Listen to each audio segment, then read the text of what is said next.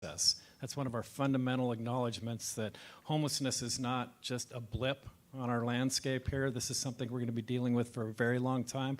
We have been dealing with for a long time. So we move forward off of that. And then we have this conversation about where we go from here, and that'll have a lot to do with our conversation with Mandy and the electeds today. So on to the why.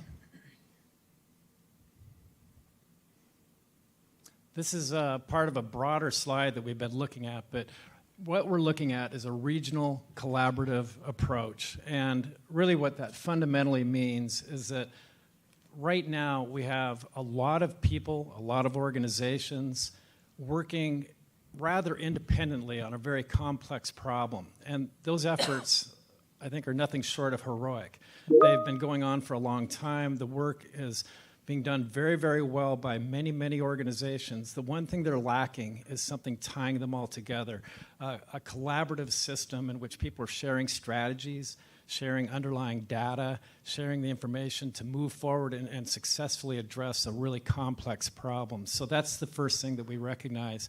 The other that I mentioned, it's a long-term challenge. So we're not trying to create something for the short haul here. We're trying to create something that will immediately have an impact and continue to have an impact for a very long time to address this problem.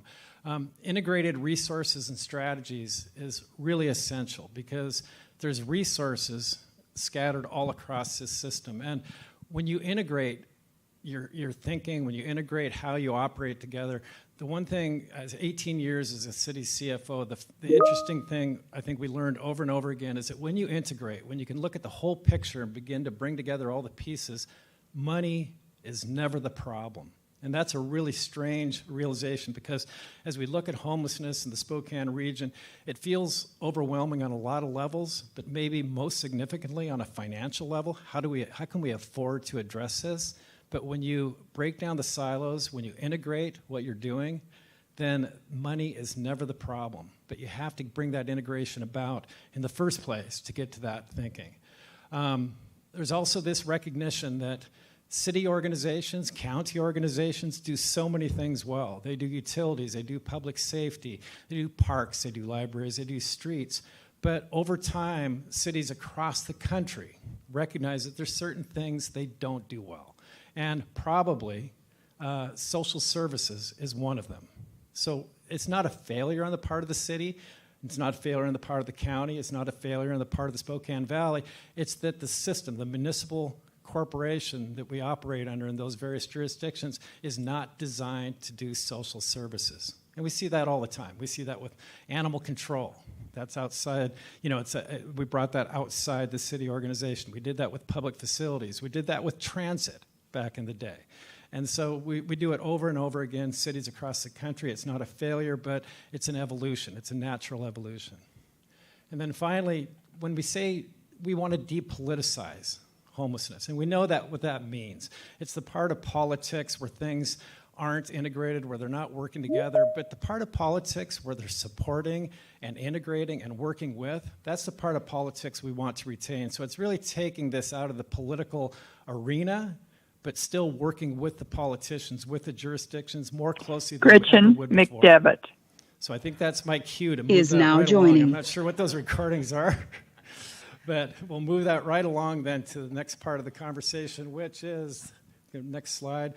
Theresa Sanders and Rick Romero and I all worked together for a long time at the city, and so the three of us are working together on this project. So I'll introduce Theresa Sanders, who is our city administrator for 8 years, I work closely with, and Rick Romero, who did special strategic projects and ran the utilities. So hand that over.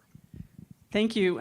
Rick is going to start us off, and I just want to say how proud I am to be part of this volunteer group that's engaging the community to get to a different outcome. I will say that in my experience in Spokane, my home, that our greatest outcomes have come from some of our greatest challenges and our ability to work together. So thank you so much for taking time out of your day to be here, and I encourage you to continue to participate with us.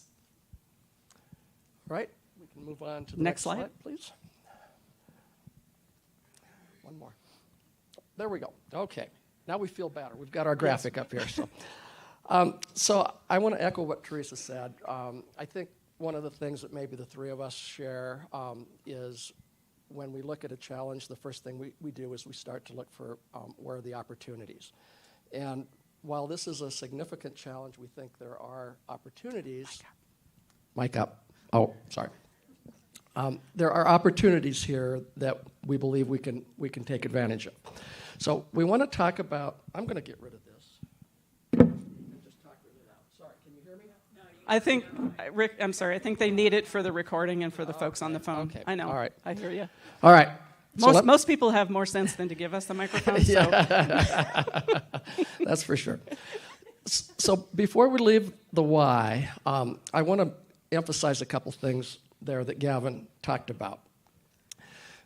We started with the why for a reason with this process, because we felt like if we couldn't get agreement among the elected parties in terms of what the why was for attacking this, that there really wasn't a lot of point in moving forward with the what and the how.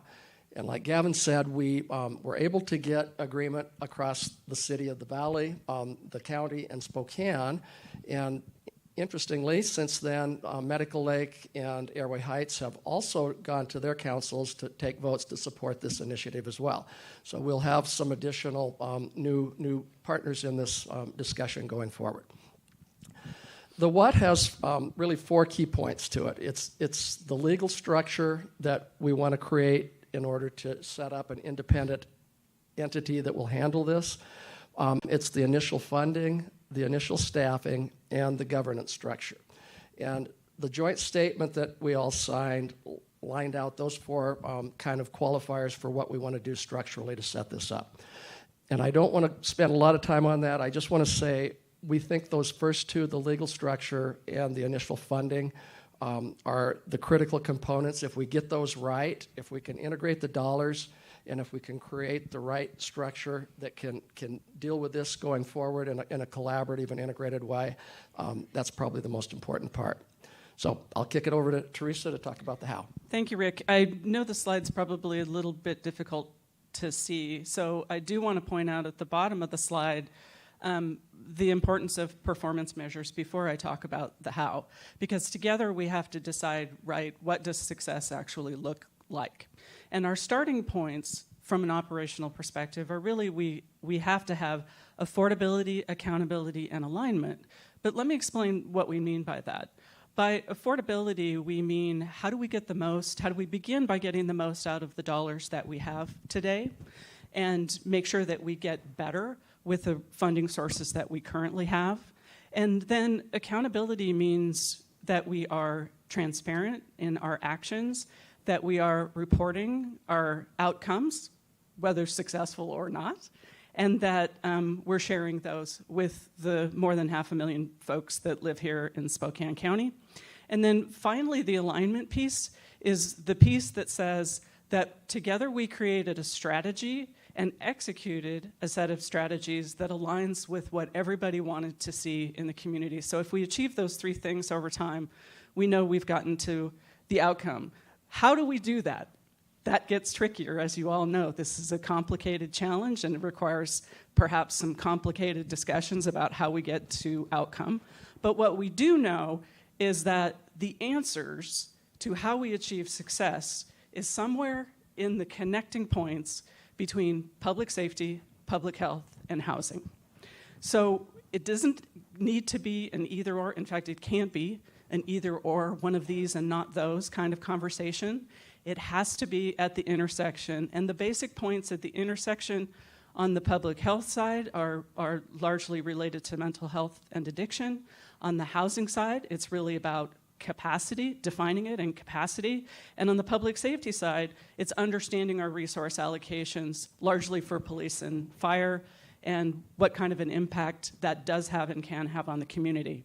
The challenge in defining the how will be how big we want to be. At the moment, I think we're in the thinking that we had better be building a plan going forward that we can execute. We don't want a pie in the sky, something that we can hope for in the future. We want to be able to execute now and build on our successes over time. So our deliverables are pretty simple. We're 30 days into a 90-day challenge, essentially, and we owe those 4 items to our elected officials over the next 60 days. We hope that you will take this and many opportunities to engage in this process. We're going to go right now to Sarah Schwering, who I just have to give a nod to Sarah, because without Sarah, we don't do any of this. She keeps us online and on track. But Sarah's going to talk about Spokane Unite, our website, and the many opportunities that you will have to engage there presently, as well as opportunities that each of you would have in the future for adding engagement components. So Sarah's going to do a quick walk through the website and tell you a little bit about that, and then we're quickly going to get to Mandy, who we're very excited to hear from today. Thanks so much. Thank you, Theresa. So, as Theresa mentioned, I think one of the most important things that we want to share today is that this is a community effort. And while we are a month into the 90-day due diligence period, there will be so many opportunities once that concludes to share what we learned, what we heard, and some lessons that we'll take post 90 days. But one of the key things that we want to ask of all of you is to share your feedback. And as such, we built a website that has a lot of opportunities for you to learn more about the 90-day due diligence period, what we're hearing, what we're learning. And this is a real big effort to have that transparency, because again, this is a regional collaborative effort. Next slide, please. Thank you. So up there in the left corner, again, is our URL. It's SpokaneUnite.org, and I highly encourage you to visit this site after today. Again, this is our primary way to communicate with our community about articles that are being featured here locally, trends that we're seeing, articles also from other communities, and as Mandy will share later, things that we've learned, from Houston and from other markets that have really seen great success in this kind of work. Next slide, please. Thank you. One of the pages that I wanted to talk about is our community partners and participants. And this page, our hope is that this is going to continue to grow, both with organizations that have put up their hand and said, we want to be a part of this effort, our electeds that have already been so engaged. And there are opportunities for you all if you represent an organization that you think has a great fit for this work, that you want to be more informed, want to be more involved, host events. We would love to feature your organization on this page. Again, there's so much power in community, and so I'll show opportunities of how to do that later. The events opportunity within this site is really, really where we want to feature events that you all are hosting. A big part of these community conversations is gathering together, learning from each other, hearing each other's common stories. And so within the website, we have an active online calendar. I highly encourage you to check that out on a frequent basis, because events like this today are being featured with opportunities to gather together. But likewise, if you are looking to host an event, please fill out a form that we have online. You'll see that there are many ways for you to get involved. If you're interested in hosting an event within your community and we can be of support, providing resources when it comes to reports, information, data, even having some of our leadership featured to welcome questions and provide answers, we want to be able to share tools with you. So please go ahead and fill out that form. And the second form here is really all about community input and perspectives. We've already seen, with very little promotion, great input coming in from community members, sharing pain points, sharing how this is affecting their personal lives, their families, their businesses. We want to hear from you. And again, post 90 days, we will continue to share this out even more broadly. But in the interim, this form is available on our homepage for you to fill out. Next slide, please. So at this point, I'm going to go and hand it back over to Gavin. But again, I think the power here is in the collaborative and being able to hear from our community. So I will highly encourage you to check out our website, SpokaneUnite.org, and share your feedback. Thank you. So we're coming up on the conversation with Mandy Chapman Semple, but before we go right there, I just want to thank the electeds. We would have had a full table here, but we had so many scheduling conflicts. A lot of those were with me. Mandy has a very full schedule herself, and so we had very short notice. So we had conflicts with the county commissioners, with a number of the valley representatives.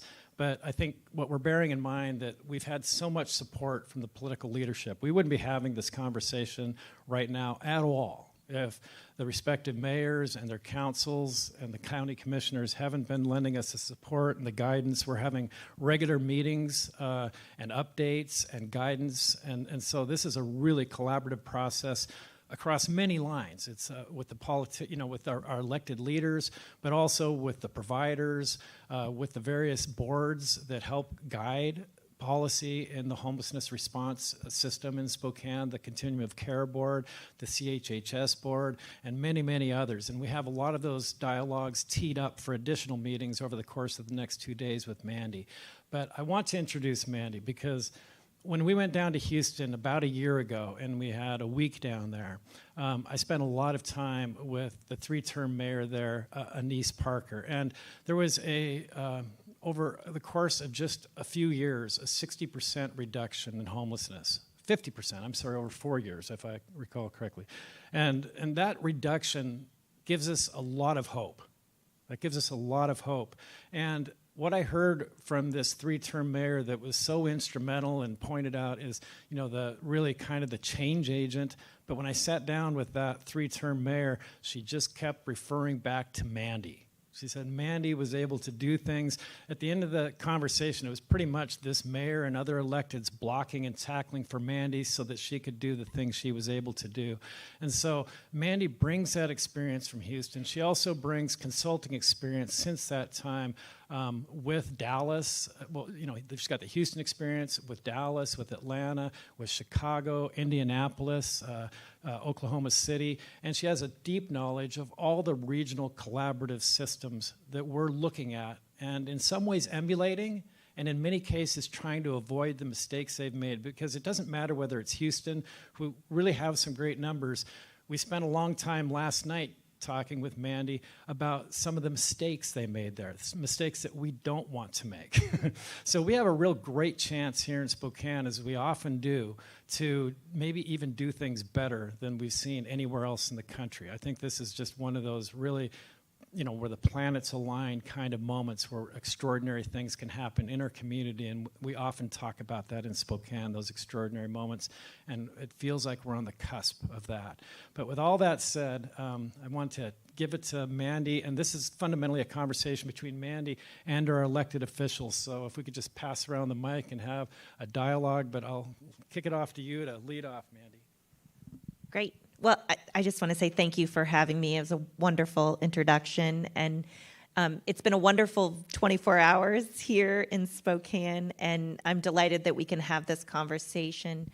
I don't want to spend too much time teeing anything up. I want to get right into the meat of what your questions are, and I want to bring as many examples from other communities as I can to the conversation. So I will open it up for any questions.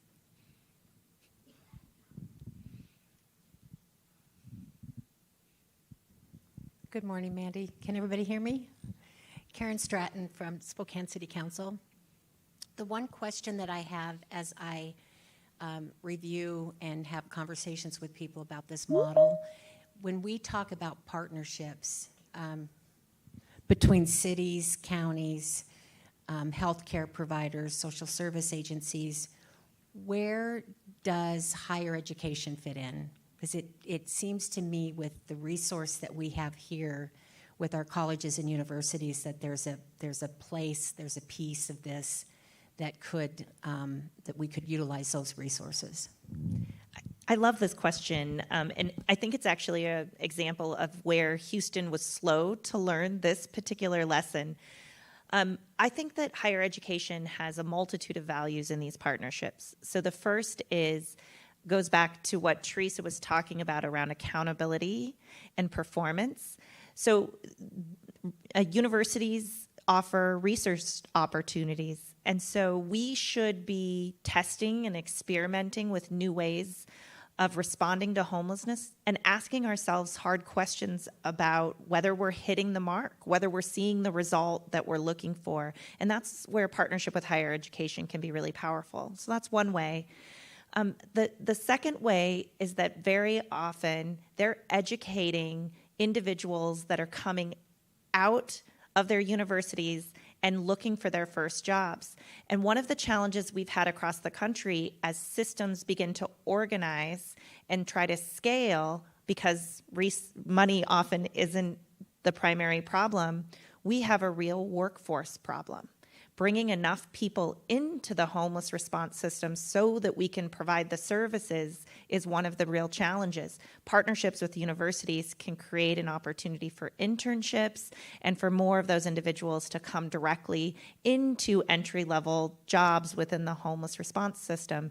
And homeless response systems can get more creative in their staffing strategies, so maybe not to always hire a master-level social worker, but instead to have a master-level social worker with a team of entry-level folks underneath, and we're then really stretching our capacity. So those are a couple of ways. There's many other opportunities. In some cities, they have partnered with universities relative to housing opportunities. Sometimes they have land or buildings or an ability to respond to youth and young adults exiting homelessness who want to enter higher education, and the opportunity to help house those. So there's some smaller ways, but very impactful ways as well. Mm-hmm.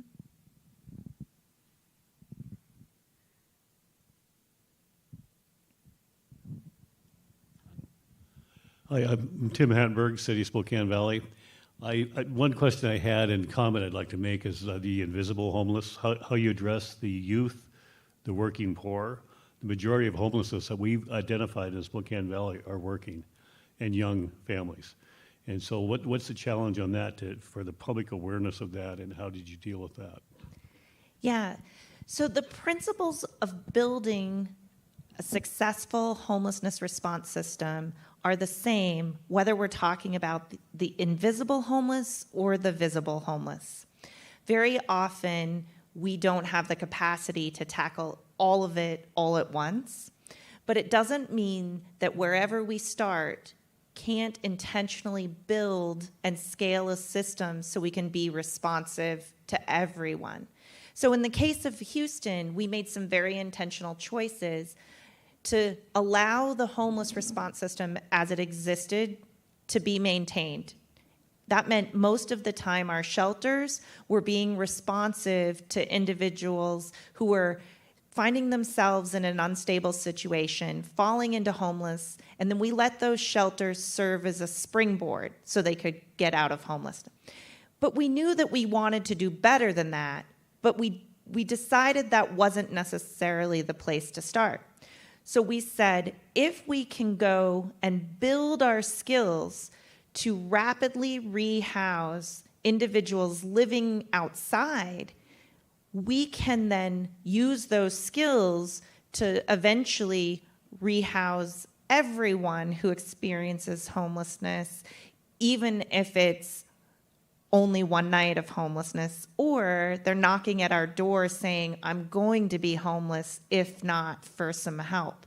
So we were quite successful in targeting and building our skills to respond to chronic and unsheltered homelessness. And from there, we've just built and built and built the system. And now Houston responds to everyone who's experiencing homelessness by providing just-in-time, tailored rehousing or flexible assistance to help an individual avoid homelessness altogether. So we had the vision from the very beginning, but we had to make an intentional choice about where to start.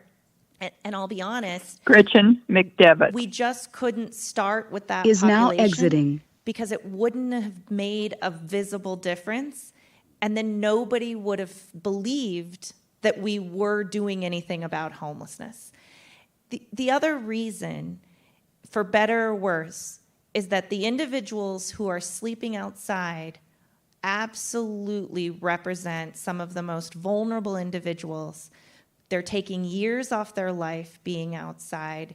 They're creating unhealthiness for themselves and for our neighborhoods in a way that we just couldn't stand by and ignore. And very often, the individuals who are experiencing instability for a couple of nights, they're in a much better position to self-resolve their situation or use that shelter. And so that was part of our decision calculus for why we started to target where we did, but it wasn't without a vision for how to get to everyone.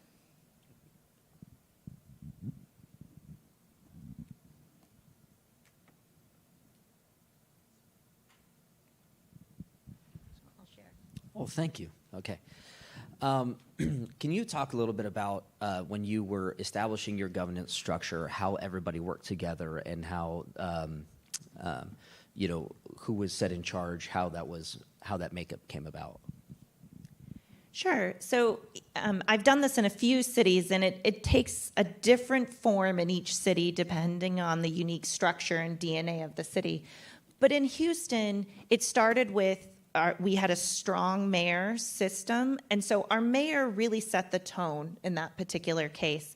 We invited all the major players to the table, and we had conversations about who has resources that need to be in alignment, who has activities that need to be in alignment, and who are the critical voices of expertise that need to be sitting at the table with us. And then how do we create a multi-layered governance structure where everyone can participate in just the right way? And that allowed us to answer those questions kind of more easily because we didn't have to consider who we were leaving out. It was really about how do we put people into the right spot so we can all work together on the issue.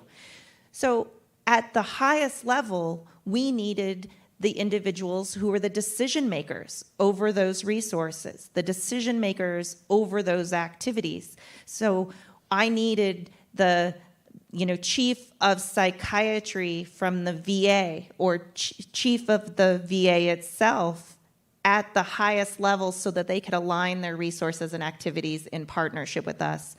I also needed mid-level supervisors sitting at the next layer from the VA, and then I needed their caseworkers participating in our structure on the ground, contributing all of their expertise from the field itself. And we needed to create an intentional way where these different layers provided feedback loops to each other. So that was what we conceived, and it became very easy then to answer those questions about who should sit at each level, because it was about what's the role that they play in this process. Did that answer your question? Okay.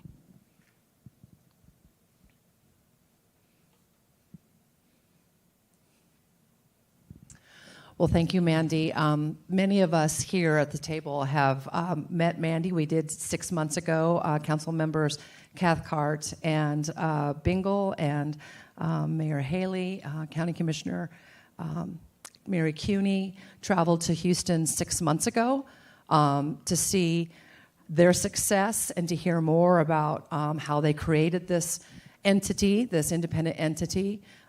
We've talked about addressing homelessness regionally here for quite a while. We certainly did so during the pandemic when the county, the valley, and the city of Spokane worked together for a year and a half along with Council President Beggs to provide more housing for the vulnerable during the pandemic.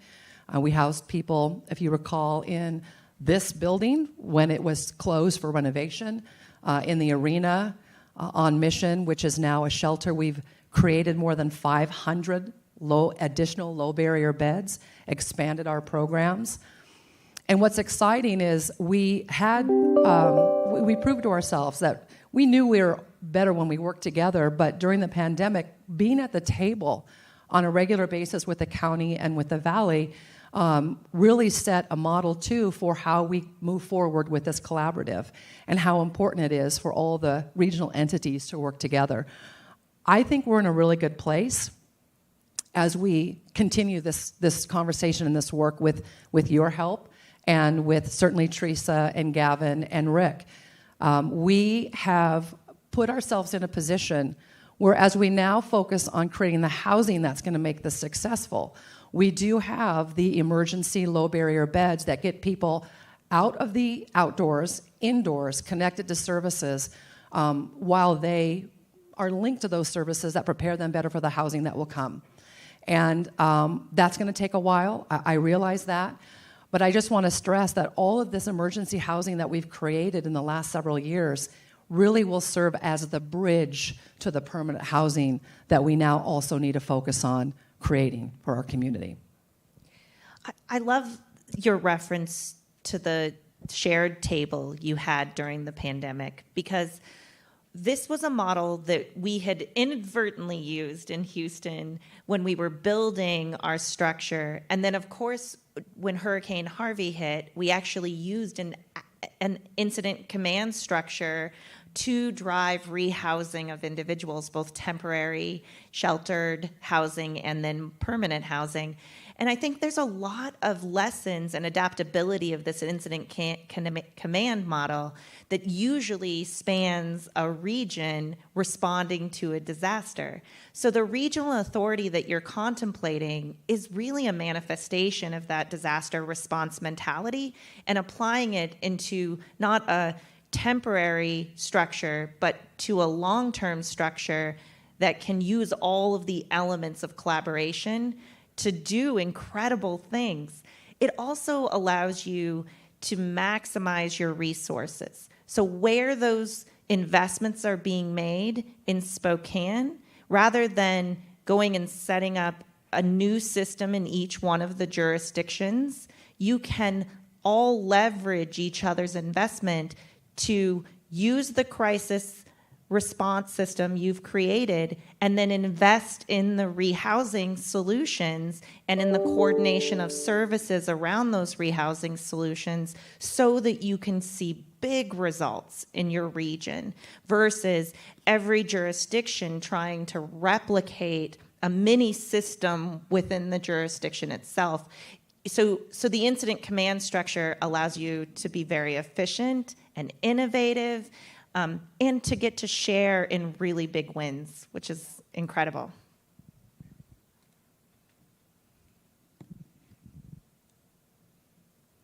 Testing. There we go. Mandy, thank you so much for being here and answering questions. I just want to ask or see if you could talk a little bit about the relationship between the county and the city in Texas in terms of how they addressed homelessness. And if you could talk a little bit about, what that relationship was before they were really working together on homelessness and how they strengthen that relationship over time and the considerations that they make for each other as partners. Yeah, I appreciate this question. It's also going to reveal all the deficiencies that Texas has. And you'll feel very lucky because you don't have those same deficiencies. So at the very beginning of this, the county was not a major player in homelessness response at a political level. We had strong partnership from the Housing and Community Development Department, and that functional partnership was all we needed. But the county and the city had naturally divided up political issues. So the city really owned the homelessness issue, and the county took on the mental health or behavioral health system and the public health system overall. And so the functional relationship that we had with the county when we were launching this served as enough for us to get started. We had a strong mayor system. We had the full support of the private sector through Central Houston and the Downtown Management District, and we had the functional relationship with the county's health, community services, and housing department. What we didn't have very strong partnership with at the beginning was the mental health system. And in part, that was because it was quite broken. So when I started in Texas, the mental health authority only served individuals with 3 diagnoses. Anyone else, there was really no public mental health care available. That's since changed, but I think I highlight it to share with you why the county had to be very fixated on the mental health issue and why it was important for them to do that at the time. Because we needed that system to be stronger before we could ever find legitimate partnership with that system. So over time, as the county tackled that issue, the Behavioral Health Authority became a much stronger entity. The county started to enter the homelessness response system. And what was really exciting is that we had a structure that they could just enter and become a part of. And they've become a major player at a political level. And their primary focus has been driving the alignment of behavioral health resources, of substance use disorder resources, with the rehousing system that the homeless response system had built. And they've brought general revenue to the table, which is not something the city of Houston has had the luxury of being able to provide in this equation.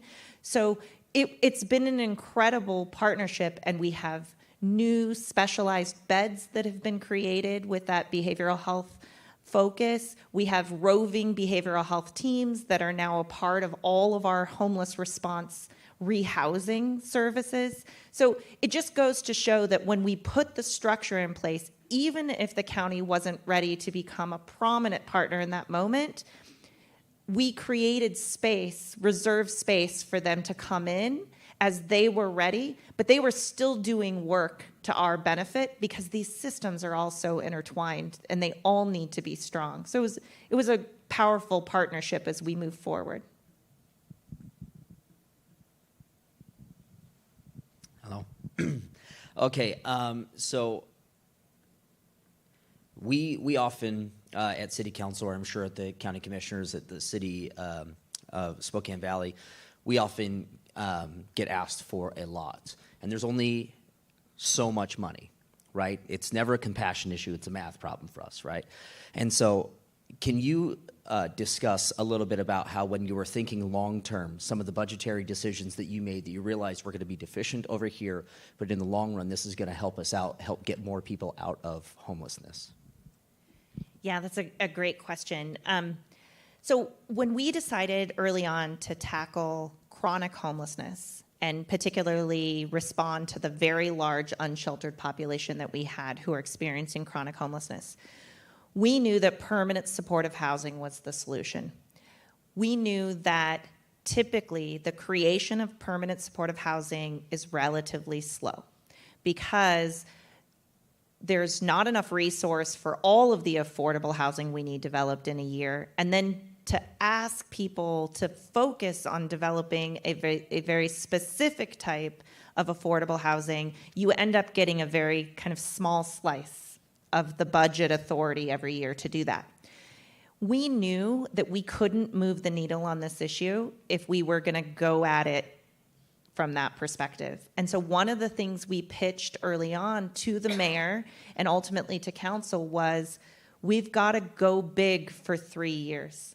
So we dedicated all affordable housing creation for 3 fiscal cycles to include permanent supportive housing, with a goal of creating 2,500 units of supportive housing. Now, only about 700 or so of those were developed units. But by setting that big goal, we also were able to leverage a tremendous commitment on the part of the housing authorities to put vouchers on the table for both our developed units and for a scattered site or tenant-based strategy. And so we drove ourselves to create those 2,500 units in a short period of time so that we could move the needle. There was another calculation in that, which was, if we can substantially grow our permanent supportive housing, there's about a 10% turnover in those units every year. So if we can build our portfolio large enough, our turnover capacity can handle the individuals on an annual basis that need that level of care that are coming into homelessness. So we were very intentional to do the calculations to say, if we go big, we're going to get to a very particular spot that will relieve the pressure on future fiscal cycles for the creation of permanent supportive housing. So now we're back to a little bit of a sliver development that just adds to that, but that's okay, it works now. And And we're asking for more affordable housing to be developed so that we can be responsive to those more invisible homeless folks, and we can have access to those units as well. So there's a symbiosis that was created, but we had to ask for a really hard decision. And I can tell you it wasn't entirely popular, because certain developers were like, I'm just not going to develop rather than develop permanent supportive housing. And we had to be okay with that for a few fiscal cycles in order to get ourselves to the level where we needed to be. So it was an important part of the equation. The other piece of that is we had some homeless and housing bond money. And one of the things the mayor had to step in and really do for us is, inside the city process, while we had bond authority, we couldn't compete to actually use that authority against the fire truck, because our housing development didn't happen on the cycle, like within the fiscal cycle. And so the mayor had to step in and reserve that bond authority over those 3 fiscal cycles so that we could fully activate. It was about $7 million worth of bond authority. So we needed access to that to drive development. So I share all of these details to offer a perspective that I think we can make the math work when it's paired with a more comprehensive long-term strategy. Where it gets hard to make the math work is when we're just looking at 1 year's worth of allocations at a time or requests at a time. We've got to create that big long-term vision and start to really imagine how we would drive to that vision more comprehensively, and it positions you to get to make different choices with more backing and understanding and appreciation for the why and the result. So can you share some of the things that those governmental agencies had to forego for those 3 fiscal cycles? Because that's the thing where everybody wants this, but then you talk about things that, okay, well, we need to cut this. Well, don't cut that. Well, we need to get rid of this. Well, don't cut that. Can you help us understand some of the things that the city of Houston had to forego for? Yeah, so in this particular scenario, these were all resources that were reserved for affordable housing creation. So we didn't have to forego the development of affordable housing. What we did forego is development of a large spectrum of affordable housing. So we said every development for 3 fiscal cycles is going to include permanent supportive housing. And ideally, we want to see a mixed income environment, but it has to include PSH. So we didn't have to make a different budget decision. We had to make a decision about how to target resources within that line item in a very particular way. And the consequence of that is, like I said, some developers didn't do projects for 3 years in the city, and there was a trade-off with some of that. But in the end, we also gained new partnerships among developers who had never considered doing a more mixed income environment. And because we organized the resources, they were willing to try. And it's turned out to be some really incredible opportunities. So we didn't have to make trade-offs in the way that you've described. I would say maybe where that happened is with the ARPA funding. But I think this is more of a success story. So because we had made those choices earlier and we had built this system, all of a sudden we were poised to say, if you choose to target a substantial amount of ARPA funding and COVID funding this direction, we're going to be able to make a big move on homelessness all of a sudden. And that probably was at the expense of other resources like eviction prevention or some of these other things. But I think that it didn't feel like a trade-off because the homeless response system was so capable of delivering, it felt like a really smart investment at that point. Yeah, sorry I don't have a better example. Mandy, hi. Thanks for joining us today.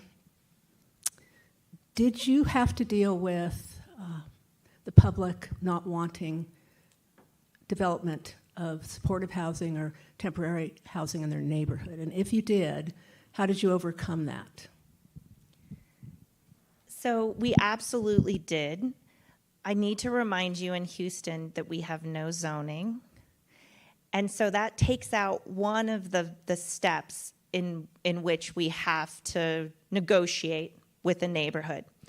But anytime there's public funding, there is public debate, an opportunity for individuals to weigh in on whether they believe that the supportive housing or affordable housing is right for their neighborhood.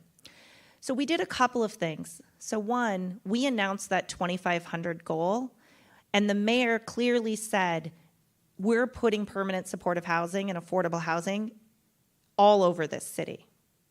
And we then kept track of every developed unit, every rented or converted unit where we created supportive housing so that we could be accountable and hold that map up every time there was a public vote for a particular project. We could say, we're putting permanent supportive housing all over the city, and we could do that with integrity. The other thing is, we spend a lot of time talking to neighborhoods about this initiative, not about the supportive housing deal as the first conversation. So when I was in the mayor's office, every neighborhood that wanted a conversation about homelessness, which meant every neighborhood, I showed up to their neighborhood meeting and I told them about our vision and what we were going to do.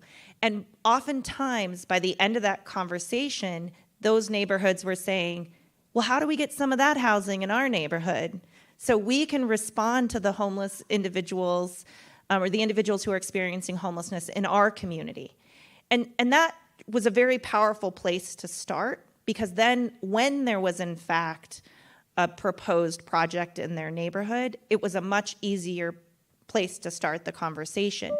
We were also very fortunate to have really great developers who have beautiful buildings, and we had a study where wherever these buildings had been built, property values went up in all of the adjacent properties.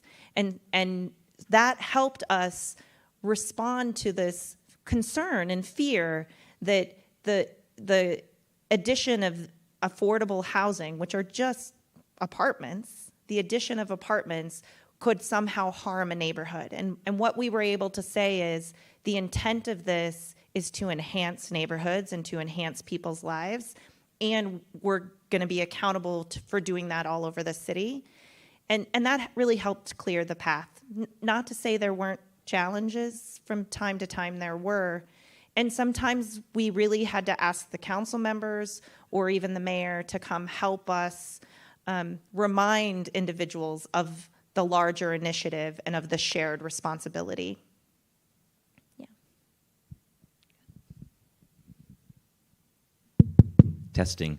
I'm County Commissioner Chris Jordan. I represent District 1 at the county. I just wanted to say real briefly, I'm here pinch hitting for Commissioner Kearns and Waldriff, who have been really stepped up to be point people and lead and be engaged in this conversation. So I appreciate their leadership. They're scheduled to be traveling for county business today. I also just want to take a brief second to thank the members of the public who are here for this conversation. The resolution that we all passed calls for input from the public, from people with lived experience, from the providers who are doing really tough work on the ground. So I encourage everybody to provide those comments on the website and stay engaged.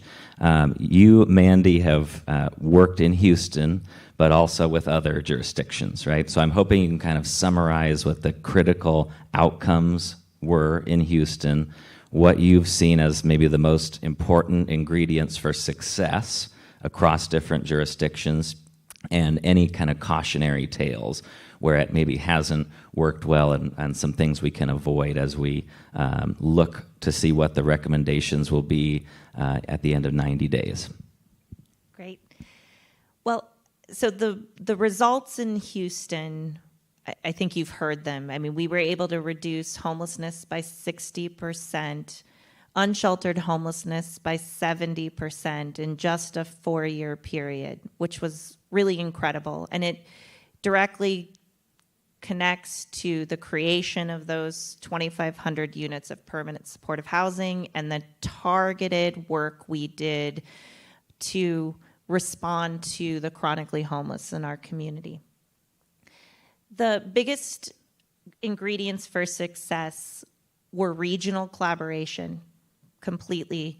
If everyone wasn't sitting at the same table, kind of rowing in the same direction, we could not have had the focus that we did on the ground to move that number of people as rapidly as we did. And I want to appreciate, it wasn't just that we had to go and engage with an individual and go through all the steps to help them into housing with the right services that they needed. That part, our homeless response system, they're really good at. And I guarantee your homeless response system here is really good at that.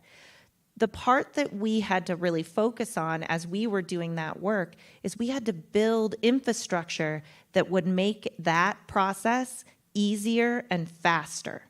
Because if we wanted to get to scale and we were bringing on a lot more units, we needed to do this at a different level. So we spend a lot of time building that capacity and that infrastructure so that the work of the case workers in the field could be more efficient. And that happened because we had a regional structure that focused on lining up the money, that focused on creating a clear vision, gave us clear marching orders, and then allowed the field to do its job really effectively and accountably. So those were really important features of everything that we did. Some cautionary tales from communities across the country, Houston included. So when you're putting these kinds of structures together, they have to be a reflection of how a particular region's governance works. So in the case of Houston, we had a strong mayor structure, so we just needed the mayor to set the tone. In other communities, we need all of council, right, to be setting the tone and agreeing that they aren't going to go and create a different strategy in each one of their districts in order to solve this issue. And so your structure has to be a reflection of who you have to bring to the table and who has to choose every day to stay in alignment with this regional strategy. And where I've seen communities stumble the most is in creating structure without that understanding in mind and not appreciating that not everybody across the jurisdiction is going to have the same investment or the same commitment. Like naturally, the urban city bears more of the responsibility on the issue because the services are concentrated in that city. So, you know, the outlying city may not contribute at the same level, but they can have an equal seat at the table and they can contribute everything they can to that alignment and strategy. And that is, I think, a real key to success. And when cities or when regions fail to appreciate the inherent imbalance and yet the ability for structure to create shared opportunity, that's where we've seen communities just they kind of become paralyzed in the debate rather than being focused on moving things forward. And then, you know, the providers aren't given the support that they need to go big, and we end up back at this table having this conversation about how to fix it. So those are I could point to particular cities, but it's, you know, I think every city probably has a point in history where they found themselves in that moment and had to reimagine how to get to the next place. Yeah.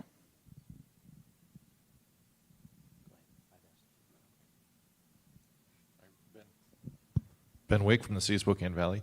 So in all your examples and cities that you've been part of or regions, have they all focused on chronic homelessness first? or how, were there some instances where they worked on the invisible homeless at the same time, or how does that kind of work together? Yeah, so I would say when it comes to family homelessness, we oftentimes are focused on, I mean, for lack of a better word, we're going to say invisible, but most often communities across the country don't have a large number of unsheltered families. And so we have to build systems that are responsive to those families from the point of entry, and ideally of helping them avoid entry altogether, because that's really the answer when it comes to family homelessness, more often than not. Communities that have a large amount of unsheltered family homelessness, that's a real canary in the coal mine moment, and you do absolutely have to then go and focus on the unsheltered nature of that, because the potential consequence for families and children living outside is pretty substantial. So we oftentimes are focused there. When it comes to youth and young adults, we oftentimes are building systems that are focused on both those experiencing literal homelessness in shelters and on the streets, and those youth that are aging out of foster care system, that are couch surfing, and we build separate, I'm going to say separate systems. We have different vision and different design for those systems in order to be responsive. I will also say that as we have developed more and more best practices across the country, and the best practice of diversion didn't exist 10 years ago when Houston was starting this work, but had it, my guess is we would have invested in both diversion at the front end and that targeting of chronic homelessness at the back end. And I'm working in Dallas now, and we're absolutely doing both. And I think there's a real benefit to that, because we now have a real model and best practice to lean on that allows us to scale that all together. I also think that 10 years ago, rapid rehousing wasn't a strong model either. And so with the evolution of our homeless response models themselves, it lends itself to a different analysis about where to start. And I want to appreciate that when you're organizing as a region, while you're going to set major targets, it doesn't prevent you from appreciating that different parts of the region may need more of one part of your system and less of another, because the nature of the homelessness that exists in that community looks a bit different. And so it isn't about creating two different plans, but rather creating one plan that appreciates how to target the resources to the particular populations within the region itself. I know that's a vague answer, but it's a fun exercise to figure that out and to build a system that is responsive like that.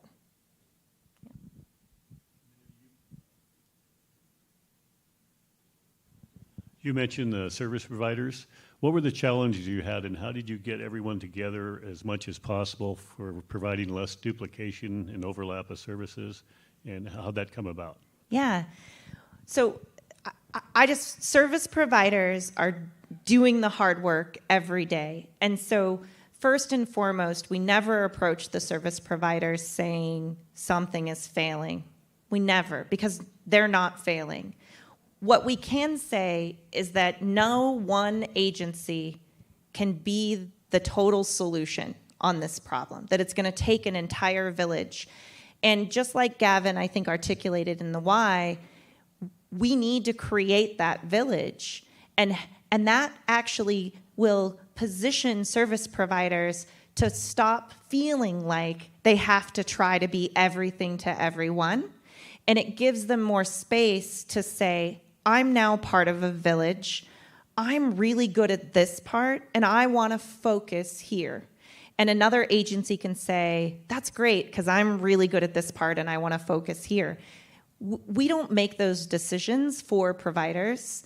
We create the cover and the regional structure that positions them to get to think much more strategically than they do today. That's the first part. And we listen to them and what they want to do and what they're good at. The second part is we do try to bring all of the funders together in this structure so that service providers can spend less time competing for funding and more time being secure in an annual funding cycle that's going to provide them what they need so that they can focus on delivery more and more frequently. And I think, for better or worse, we've inadvertently set up a system where we force providers to compete against each other.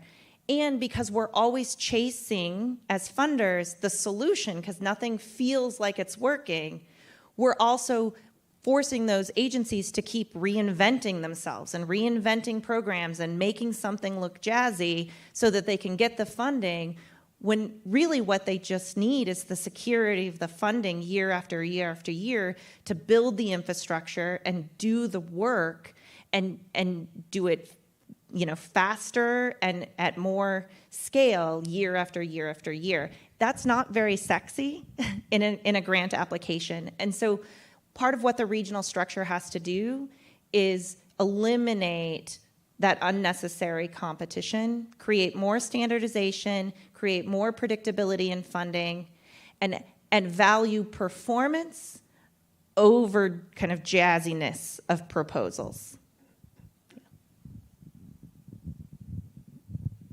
Can you talk a little bit about building relationships with tribal communities or communities of color as this process, was in process or moving forward?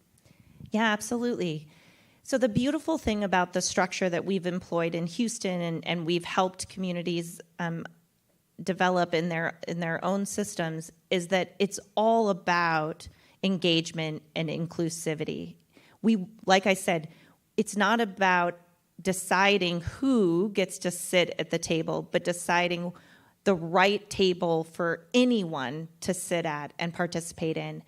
And so there is an opportunity in some communities to create very specific work groups or focus on particular issues to drive inclusivity or particular issues for particular parts of the community itself.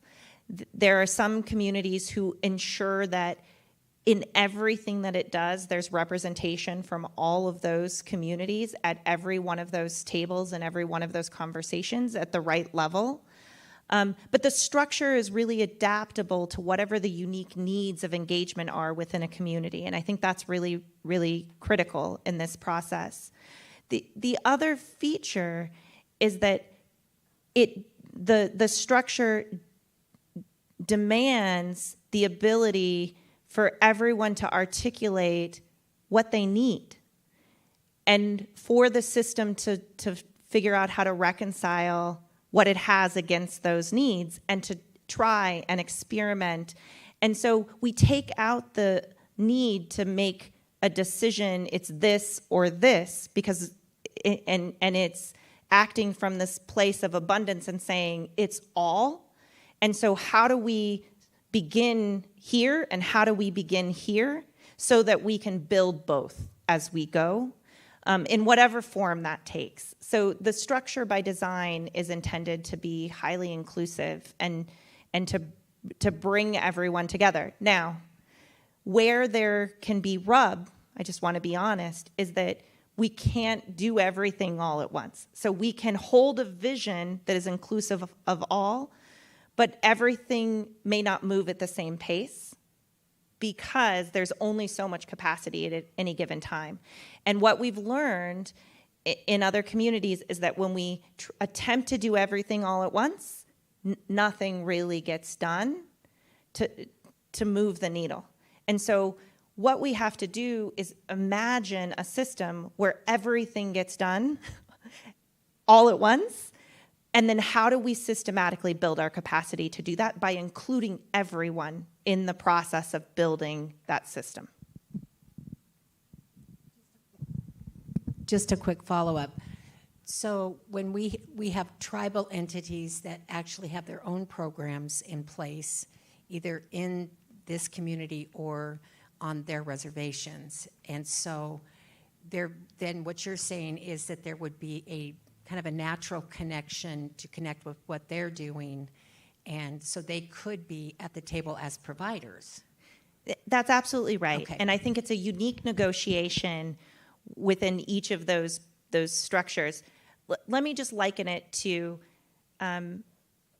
in homeless services, there's an entire parallel system for victims of intimate partner violence and domestic violence. And these two systems can choose how much they integrate or how they build a bridge between those systems. But they both have a seat within this structure. And the same is true for any of those other jurisdictions and those tribal entities and the reservations themselves. They have their own funding, they have their own resources, they're building their own systems. But when you're thinking about your region, you want to invite everyone into the table and ask the question, what's the best way to achieve the outcomes we desire? And in some cases, it may be, like in the case of the domestic violence response system, they need to maintain a contained, separate system, and we're going to build very particular bridges between those systems. And in other cases, in other communities, it's been, we can preserve some of the important principles and values that are necessary for this very specific population, but we can fully integrate the way we do business. It has to be a community by community decision, but the first thing that's important is that the structure invites everyone into the space or creates space for them to enter as they're ready. Yeah. When we were down in Houston, one of our staff members, our Housing and Homelessness Initiative manager, used to live in Houston. And so she was telling us about how much homelessness activity had been cleaned up and things like that. When we were sitting with the mayor, he talked a little bit about encampments and how the city dealt with encampments. One of the more interesting things I thought he said is that for some of the larger ones where they didn't have housing, what they would do is they would say, hey, by the way, we still have to keep this area clean, and so one of the things we're going to do is we're going to come through here for a day or something. We're going to clean everything out. Can you just talk a little bit about Houston's interaction with encampments? Yeah.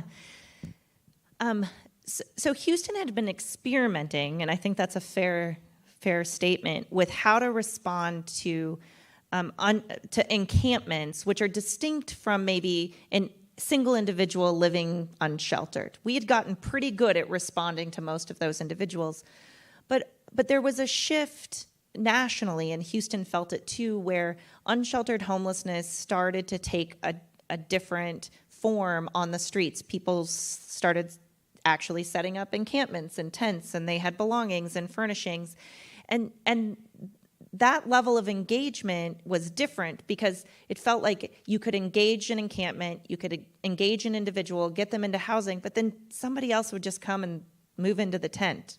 And so it wasn't a very productive approach.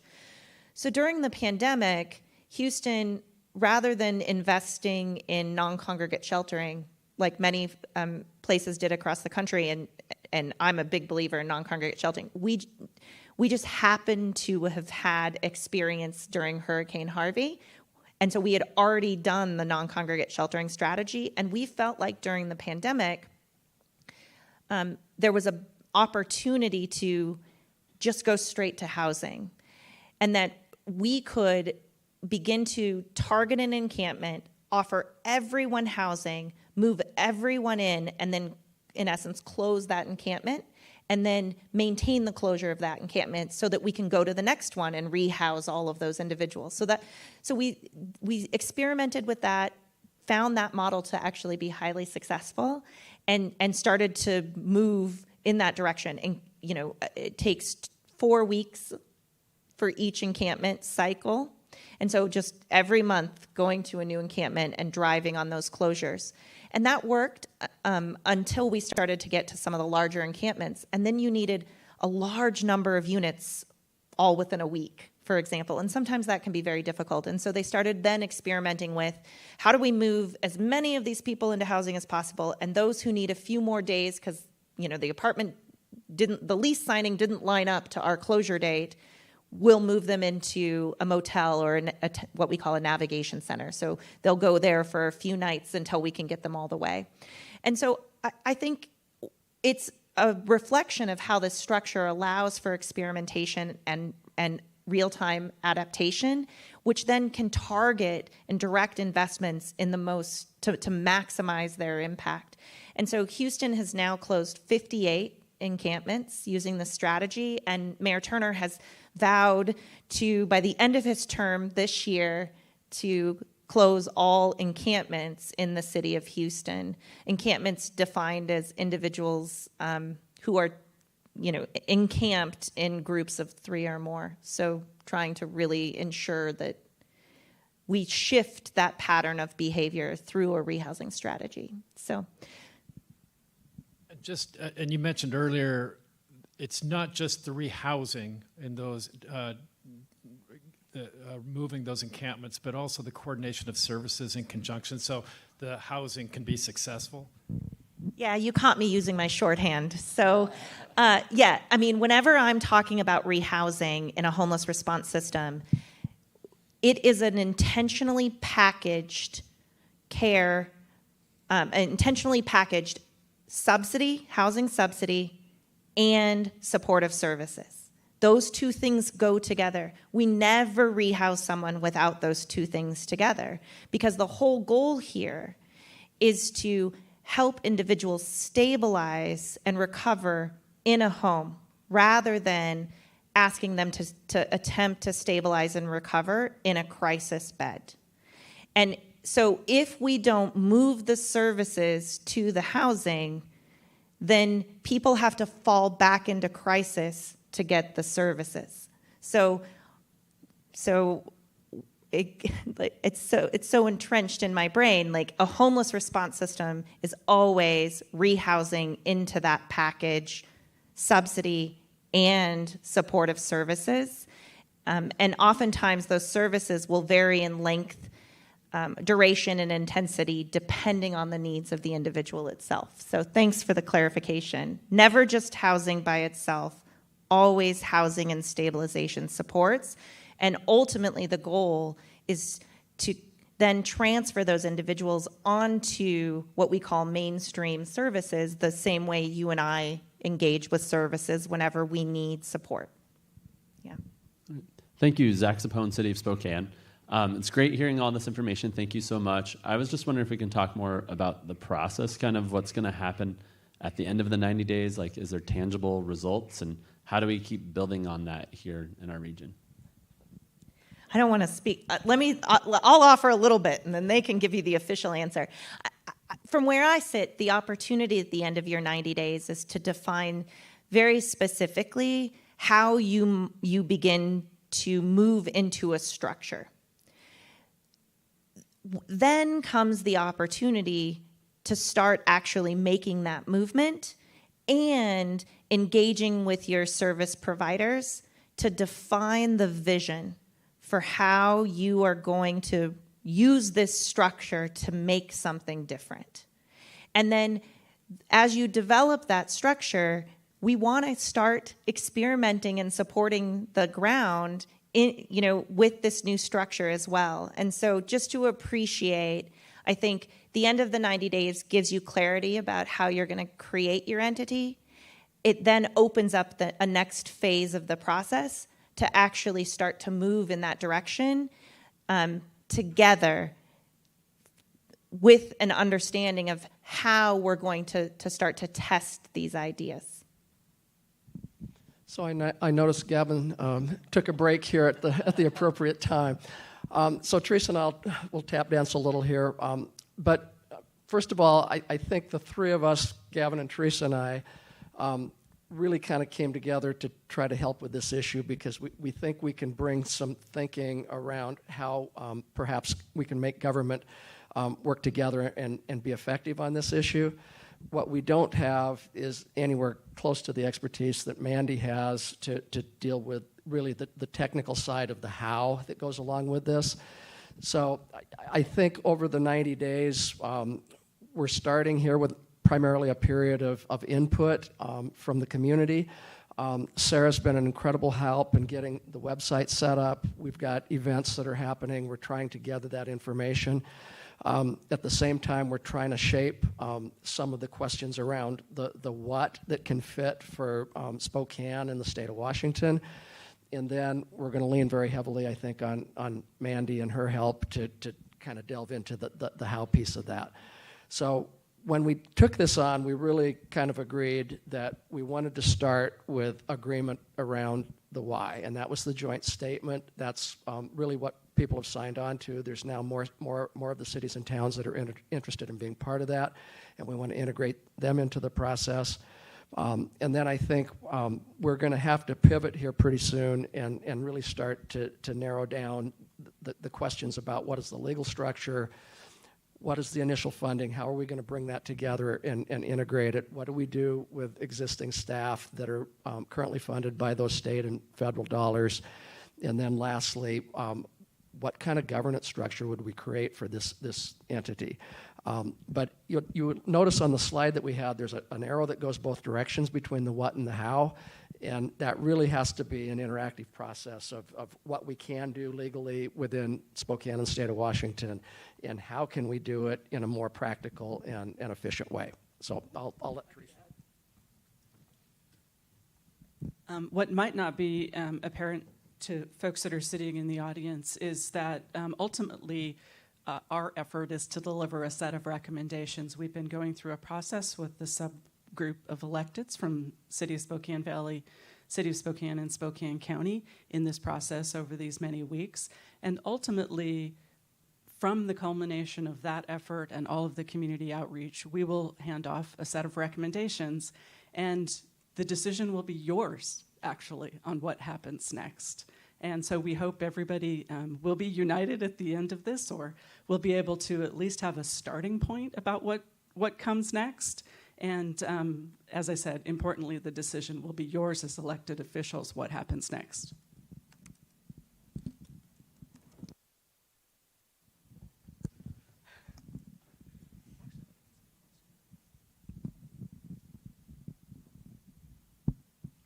Actually, I'll ask a question, and it really is a follow-on to Gavin's question about, or whoever's question it was about the service and the importance of service, and to really highlight, as a layman in this conversation, one of the very important things I've learned in the early going is there is no this or that in the conversation. It's this and that, and all of these things together are going to get us to the successful outcome. One of the significant challenges that we have right now are concerns about mental health and addiction in our community as a real complicating factor in rehousing. Can you maybe talk about Houston, or an area that's done a really nice job of putting packaged services together to serve that vulnerable population?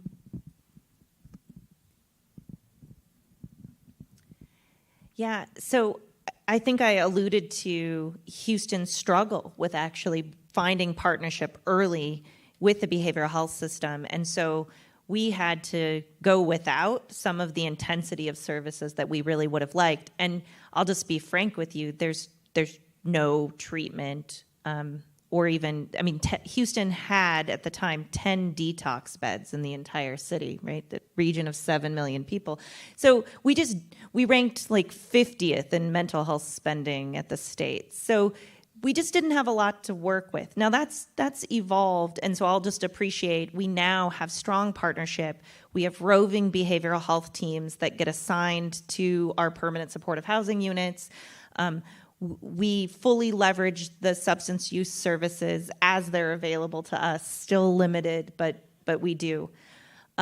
We are still working to try to more fully leverage Medicaid. We are not a Medicaid expansion state in Texas either, and so there are some real limits. Nonetheless, we keep working to find that synergy in those areas. I will say what we have created in our ability to be fixated on never rehousing without services means even if all we can provide is a really awesome case manager, that case manager, we've equip them with the ability to access these other service systems so that this individual doesn't fall through the cracks. We're going to get connected even if we can't bring it right to that individual. Those are the limitations we have in Houston because of the state structure that's available to us. You don't have those same limits in Washington. You guys have a lot to work with, and there's really good examples of the ability to fully leverage Medicaid for services. And as a matter of fact, one of the models that we employed early on in Houston came out of Washington, where we hired a psychologist inside our primary healthcare for the homeless system in order to equip our primary healthcare doctors with the ability to provide psychological services. So I think the answer is where there's a will, there's a way, and you guys have a lot to work with already. I suspect that where you are struggling is in finding a way at scale to make those connections, and that comes from asking the providers on a one-off basis to have to be responsible for that negotiation rather than at a regional level, setting a focus, defining the scale at which we need to operate, and then having the negotiating power with these large systems. Let's be honest, I mean, the behavioral health system and the healthcare system is so much bigger than the homeless response system. So I think there's some real potential there to leverage what a lot of people have already figured out in Washington and bring it, right? And I'm probably speaking out of turn. You probably have some of those things already integrated in your system, but then the question becomes, how do we take that to scale? And this is the opportunity. Yeah.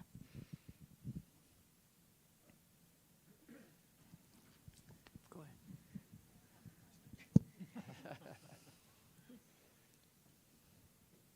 Hello? Okay. So, when you close an encampment, at least when we close encampments, there's a certain percentage that are not ready to be moved into housing and refuse to leave. What were your strategies for that? So what we found is that when we were offering the right housing, about 90% of the individuals accepted the housing. And the way we developed the engagement strategy is we started signaling from day one of engagement of, let's say, a 4-week cycle that this encampment, this area is going to be closing. This area is going to be closing. We're here to support you and help you. What do you want? Where do you, how do we navigate a plan that is respectful of your vision for yourself and your own journey? And what we found is that, like I said, about 90% of the people accept. There's one or two individuals that periodically say, I'm uncomfortable with this, and they actually typically just move themselves to a different location. What we've also heard, so we've hosted focus groups with many of the individuals that have left encampments and been rehoused, and one of the things we heard anecdotally from those individuals was, the first time you came around, I didn't believe that you would really deliver on what you were offering. And so I said no. But then you showed up at the next encampment that I was at, and all those people that I had lived with had gotten housed. And so then I believed you and I said yes. So I just want to honor that we oftentimes have a lot of trust building to do in being able to say what we can do and do what we say. So that's been part of the exercise, is changing the engagement relationship altogether. There's another piece to that, which is we also find individuals who are in such health crisis, that they oftentimes are saying no for all sorts of reasons that are rooted in trauma and rooted in their own acute and chronic issues. And what we've done in Houston recently is, as we go and are responsive to all of these encampments, we've been able to identify those individuals who say no to us and move and put them on a list. And we created a complex case committee where we basically have this incredible rich history of these individuals accessing all of our public systems, seeking support, and then these systems because they have gaps in their care, these folks fall right back out. And their most consistent support has been at this one location where they sleep outside. So we then just approach that individual again, but with the plan now to ensure absolute continuity of care. Most of those individuals need higher levels of care. They need rehabilitative care, they need assisted living in many cases, just care environments that are beyond the purview of the homeless response system. And so it's a little bit unreasonable to expect that the homeless response system, rehousing everyone from an encampment, that if an individual needs more care, they're going to need help and partnership to figure out an appropriate care plan for that individual and move them. So that happens, but at the end of the day, like I said, 90% move along. Most of the time, people don't stay. When they stay, we activate a special process to say, what's the level of care that you need and how do we help you? Yeah.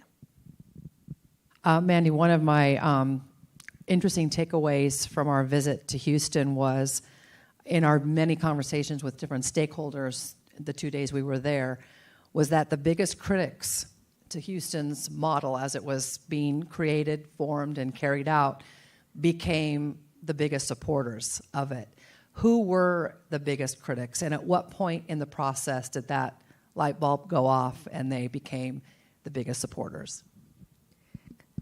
Maybe I forgot that anybody didn't. No, I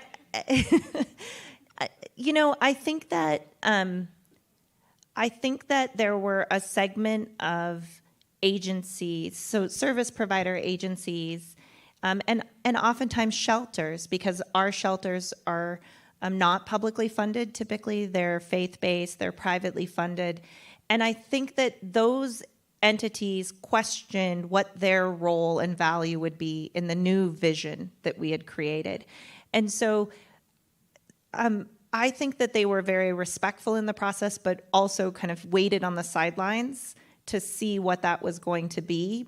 And what we had to do was make sure we created space for them within the structure and at our tables, and to honor and respect the work that they were doing, and also invite them to challenge themselves and stretch themselves in partnership with all of us, and then respect their boundaries. So when they said this is the reach of what we're willing to do, we would say, okay, but can you support us going further in other ways, because there's all of these other individuals that you're not serving that we need to serve. And I think we found real partnership through that approach, but it took years.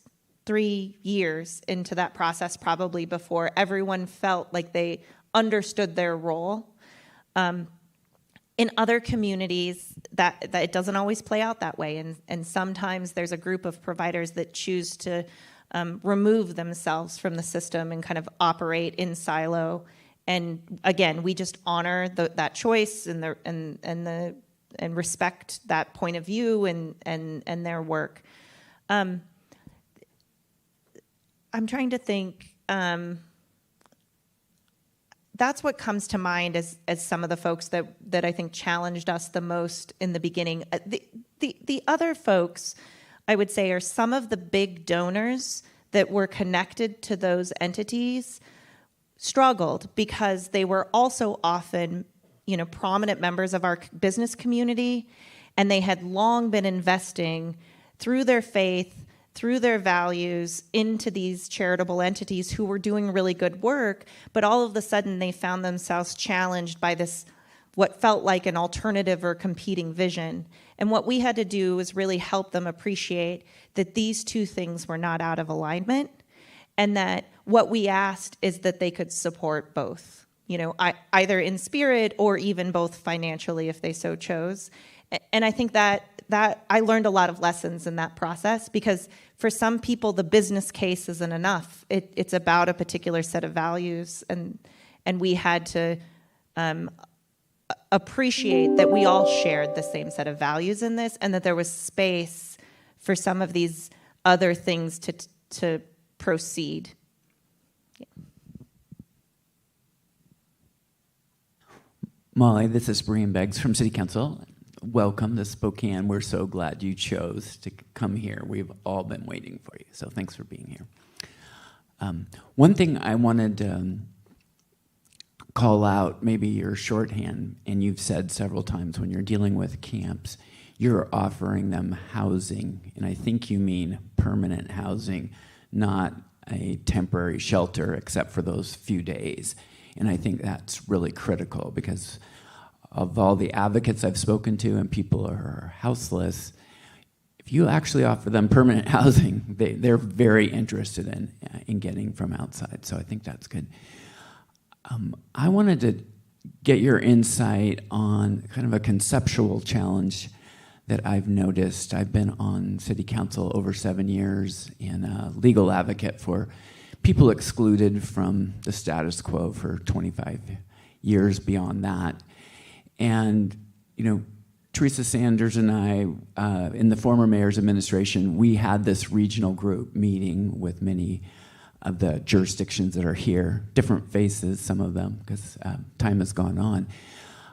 But what I've noticed is at all of our forums and things, there are 3 different camps about the way to go. So one camp is housing first paired with services, which you've explained is, and it's federal law, and that's kind of the way we're going.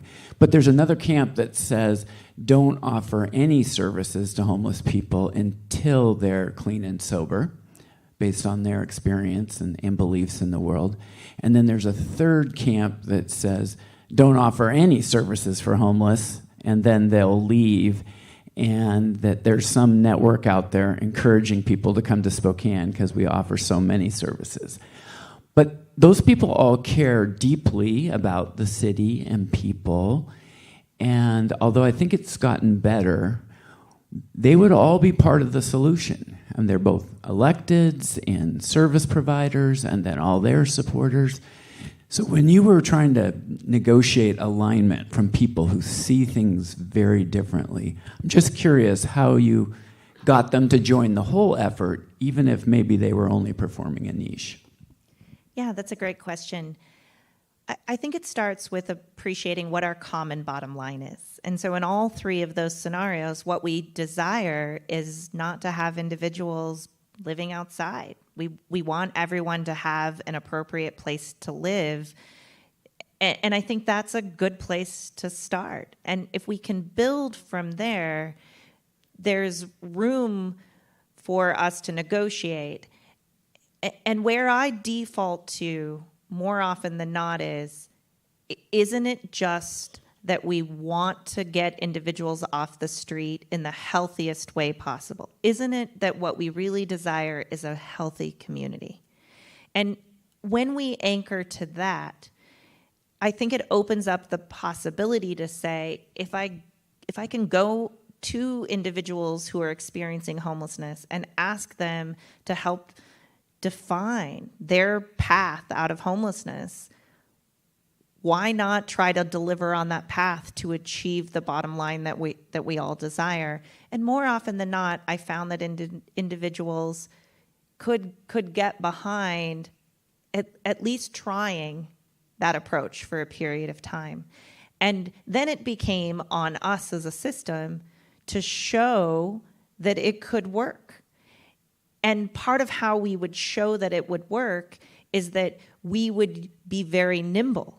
So we're going to go and try something, and if the assumptions that we had, any one of those 3 assumptions, didn't prove to actually produce the result, then we're going to quickly pivot to the next one and try the next one, and quickly pivot to the next until we find the thing that works. And we're going to do that in the field very rapidly, rather than letting that conversation kind of sit in a more theoretical place where there's no result that allows us to prove one right or one wrong. And so the negotiation that I always aimed for was, we agree on the bottom line, right? Let us get into the field and figure out which one of these 3 strategies is in fact the answer before we decide to make it policy or to go all in on any one of those strategies. That's still consistent with our vision, right?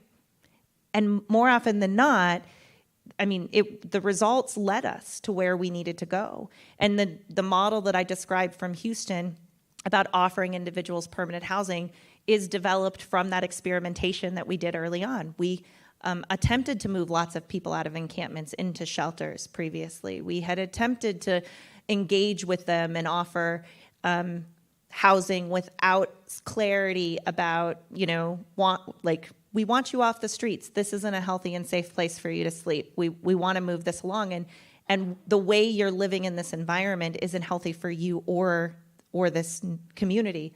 We've got to change that, right? So we developed that narrative and that model by testing those three things and landing on the thing that worked for us.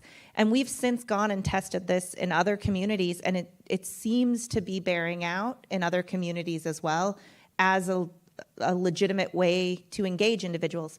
The other thing that I can say is I'm full of anecdotes when it comes to as we've implemented these things. So very often we go into an encampment and there's a lot of drug use. And that drug use is for a variety of reasons. It doesn't change the nature of how we need to engage. It doesn't change what we need to offer. It doesn't change the need for those individuals to have services. What we are going to do is have a conversation about what's the order in which that individual wants to engage in those services. For some, believe it or not, they say, I'm not going into housing until I get some treatment because I'm afraid I'll fail. And we're like, okay, let's get the treatment happening, but you're going to have housing and services when you come out. You're not going to come out of treatment and into homelessness. And then for another individual, they may say, I can't even think about dealing with this substance use issue until I have a place to live. And we say, okay, let's get you a place to live. And the first thing we're going to work on then is how are you going to, manage your substance use issue and be a good tenant and remain stably housed. And more often than not, what we find is as we get into that housing, those individuals say, okay, I think I need some treatment and some more intensive supports in order to be a good tenant, in order to maintain our housing. And we say, okay, we're going to get you into treatment and hold this housing for you. So, I want to share that to appreciate that this isn't an all or nothing in any one of those three scenarios. It's about building a system that can appreciate what the end goal is, which is we want everybody living in a permanent place with the supports that they need to live stably and to recover. The order in which that happens would look different for any one of us in the room, and we've got to build a system that can be responsive to that and not just make a policy decision about one way or the other. And Housing First as a policy doesn't define that order. What it defines is the importance of coupling those two things together and making sure that that's the end result, rather than only fixating on one or the other. Yeah. You mentioned also that the system itself, the umbrella we're thinking of, accommodates providers that have those different philosophies represented by those three camps, all under that umbrella. That it's, again, not an either or, but a both and kind of proposition, even from an organizational standpoint. Yeah, I think that's true, but I want to put the caveat there just a little bit to say what we've seen is that as the village comes together and experiments together and tests together, everyone's shared understanding of delivery evolves. So everyone maintains their particular perspectives, but we do want to achieve some kind of standardization, and we want to maximize our investments in the strategies that are going to produce the biggest results at scale. It doesn't negate, though, the ability for a full spectrum of programming to be maintained, but we can't have we have to calibrate that programming to what the majority of the population is going to engage in. And so if we have a lot of one type of programming and everyone's saying no to it, well, then we're over-investing in one, and we need to balance the investments across the board. Yeah. Can you talk a little bit about how we balance the needs of the homeless and also how we can address the public safety of the community? Because this is one of the questions we get most often is we want to be very helpful and we also want to feel safe in our city. So can you talk about that intersection and how Houston addressed it and other communities are addressing it? Yeah. So I would say the encampment decommissioning strategy that I described is a direct reflection of the need to find balance in that. And so what we had experimented with previously is we have and had great partnership with the police department and with the sheriff department, and they have all sorts of specialized teams that work on homeless response and mental health and crisis response. And through our experimentation, what we found is that we didn't have the capacity to have the presence across the community at the level that we needed all at once. And that's why it became really important to start to systematically close those encampments so that they couldn't backfill, so that we could concentrate and target our efforts and produce real remedy. And because at the end of the day, and we are challenged by this in our homeless response systems all the time, we have to keep the individuals experiencing homelessness safe as well. And sleeping outside inherently creates an unsafe environment for them. And so it's the balance of understanding how do we create a healthy community and a healthy neighborhood and not value one person's safety necessarily over the other, but find the middle ground to say everyone needs to feel safe and be safe, and how do we develop strategies that do that? And we don't have it all figured out. I think there are big challenges in front of us. But if we can hold that as our value proposition, then we can start to test more and more opportunities for partnership. But those partnerships can't happen if there isn't a strong leadership structure in place that compels those systems, because police departments are stretched so thin, and while they're getting complaints about homelessness and those really in large part are nuisance level complaints, so they don't rise to the top as far as their response is concerned, and that's really a huge disconnect. And so they're also equally not prioritizing partnership with homeless response systems because it's nuisance level stuff. And then they resent all of the nuisance level calls. And so we need leadership to say, we know that this wouldn't traditionally rise to the top and if you were triaging, but if we work together, we can provide relief to our neighborhoods, to our unhoused neighbors who are feeling unsafe, to our police officers who are feeling overtaxed and under-resourced because they show up and have no response to the citizen who's mad about the nuisance that's in front of them, right? Like, we can fix these things, but we all have to come together and sit at a table to do it and be willing to test and experiment. And somebody has to say that has to be a priority or it just doesn't naturally happen. So. Well, we're just running out of time here, and I've heard from some elected officials that they have conflicts also, so I kind of want to wrap up if we can. And first of all, I want to thank Mandy and our elected officials for a really extraordinary dialogue on this important topic. So.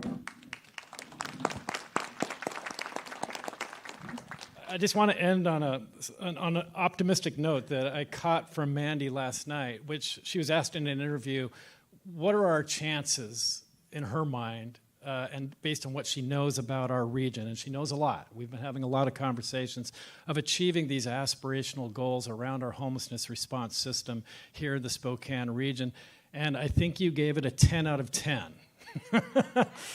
Yeah.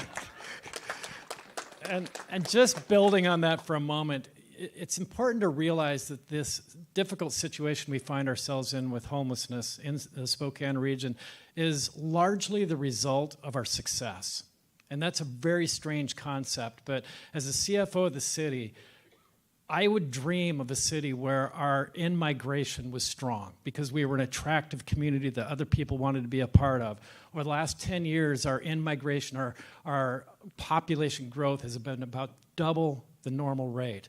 Dreamed of a community where our median household income went up faster than it had previously. And indeed, our MHI, median household income, has gone up at about double the normal rate these last 10 years. And so also, of course, our poverty rates have gone way down. Dreamed of a community where our downtown wasn't failing, as many of us remember, in the not too distant past, because our downtown is thriving on so many levels. And so all those things converge. But Mandy pointed out in this interview last night that in many ways these successes have brought homelessness out into the open. And so a lot of, if you think about Riverfront Park, it's a different park today than it was even, 10 years ago. And 10 years ago, there was a lot of space where homelessness could go on sight unseen. And likewise, our river. Our river is now a beautiful place full of trails, a lot of engagement on the river. That's quite a different place where, again, homelessness could go on sight unseen. So in many ways, I think we just have to expand our sense of success in our community to include all the members of our population, and that includes the people experiencing homelessness. And so really, we're just building on our success, and that's our opportunity here. So I'll wrap up with that, and thank you very much for being here today.